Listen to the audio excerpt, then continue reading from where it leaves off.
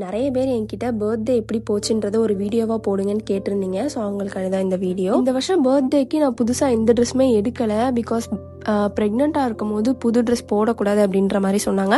அதுவும் இல்லாமல் எனக்கும் ரொம்ப உடம்பு சரியில்லாமல் இருந்தனால என்னால் வெளியே போய் எங்கேயும் பர்ச்சேஸ் பண்ணவும் முடியலை. ஸோ அதனால் இருக்கிற ட்ரெஸ்ஸே போட்டுக்கலாம் அப்படின்ட்டு இருந்துட்டேன். ஆஸ் யூஷுவல் நைட்டு 12 மணிக்கு எல்லாருமே கேக் கட் பண்ணோம். அப்புறம் மார்னிங் எஞ்சதுமே ஆசிரமத்துக்கு போகணுன்னு பிளான் பண்ணோம். அண்ட் இந்த வாட்டி ஆசிரமத்தோட பிளான் வந்து ராஜேஷ் அத்தானோட பிளான். ஸோ அவங்க தான் ஃபுல் அண்ட் ஃபுல் இந்த சர்ப்ரைஸ் எனக்கு பண்ணாங்க.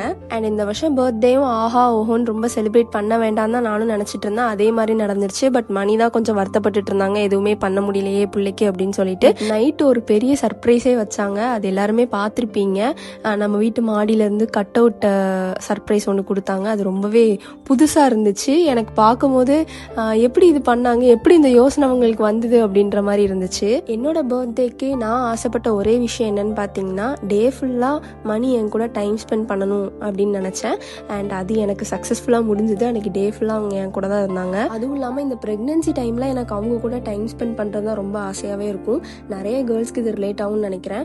நம்மளோட ஸ்பெஷல் டே அன்னைக்கு ஸ்பெஷல் பர்சன் கூட டைம் ஸ்பெண்ட் பண்ணுறதுன்றது ஒரு விதமான ஹாப்பினஸ் தான். நீங்களும் இந்த மாதிரி ஸ்பெஷல் பர்சன் கூட ஸ்பெஷல் டே அன்னைக்கு டைம் ஸ்பெண்ட் பண்ண ஆசைப்படுவீங்க அப்படின்னா கமெண்ட்ஸில் ஷேர் பண்ணுங்கள். இதே மாதிரி இன்னொரு இன்ட்ரெஸ்டிங்கான மினி விளாகில் உங்கள் எல்லாரையும் பார்க்குறேன். Until then, bye from Dhanusha.